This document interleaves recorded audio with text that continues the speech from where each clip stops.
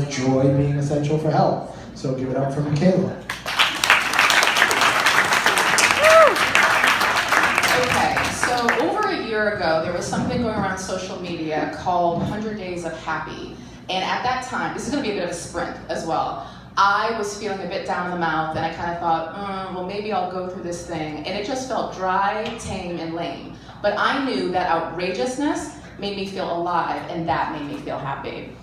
So, day 3, I put myself through something called 100 Days of Outrageousness. If you are familiar with the movie Kill Bill, this was my inspiration. So I drove to Albany, 3 hours, with this on my bumper. And what was really interesting was the range of reactions, but also how I felt within it. So I did a million things. We're just gonna run through like 20 days, okay? So I went to Starbucks. I asked a girlfriend who's a yoga instructor to don a tiara supportively with me, which felt less risky, but still kind of pushed my edge. All of these things as well, like she thought that was no big deal. That was kind of a big deal for me. I took the trash out in this. I live in a mill building, and what was just mortifying was that there was this like bevy of men tending to meters at the base of the stairs, like all neighbors like happened to be kind of like milling about the parking lot. And then this like kind of spread through the building. I went to a yoga class in lingerie, like kind of risky, but dark. People aren't really looking at you. But all of these things were just designed to kind of push my edges and push my comfort zone.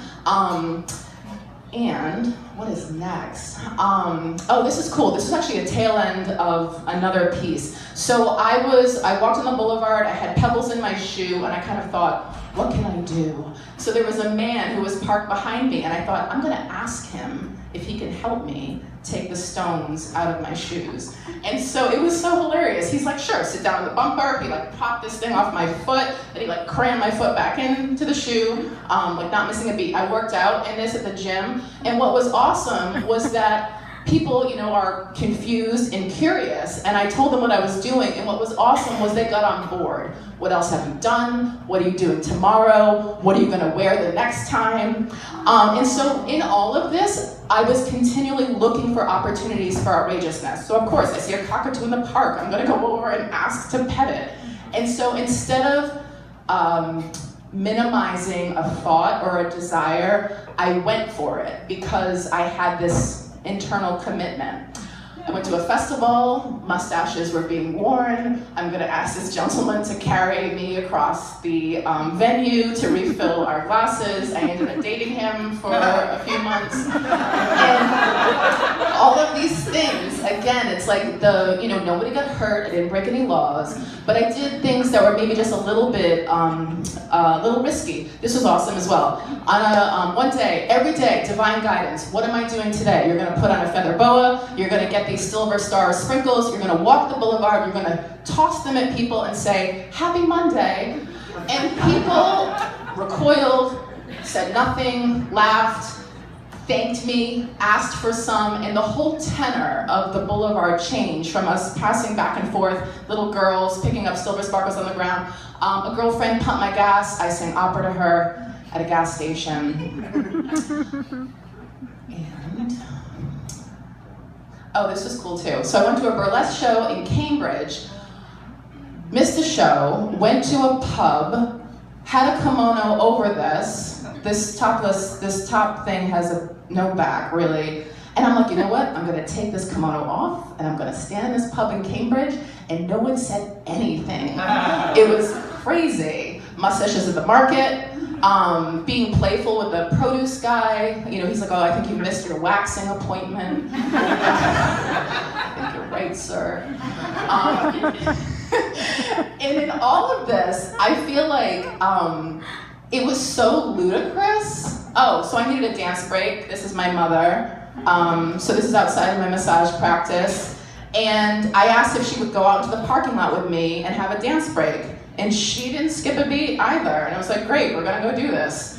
And the thing, there's some statement like dance as if no one is watching you.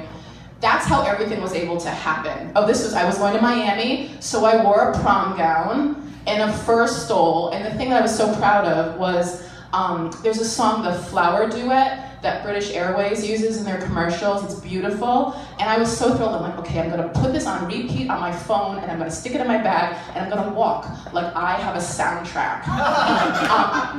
Sensual eating. I did this with a girlfriend at Chez Pascal. Again, nothing scandalous, but just a little amp up of your evening meal. One thing that was really interesting as well in general, I'll just insert this, men were so heightened to something going on. Like in the market, like wherever it was, like, you know, women are aware too, but men were just like, there's something happening.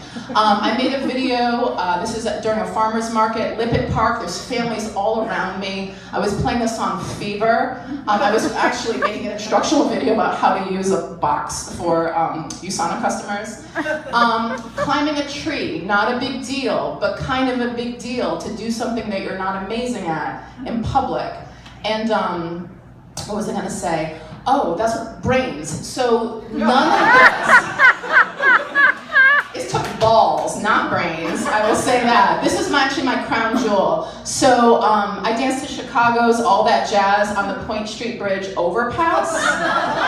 And all of this happened because I took action, but I didn't think about it. And when I thought about it, I would doubt myself and it wouldn't happen. So at any rate, what I found was that happiness came from taking action and receiving guidance from something greater. And that is really it.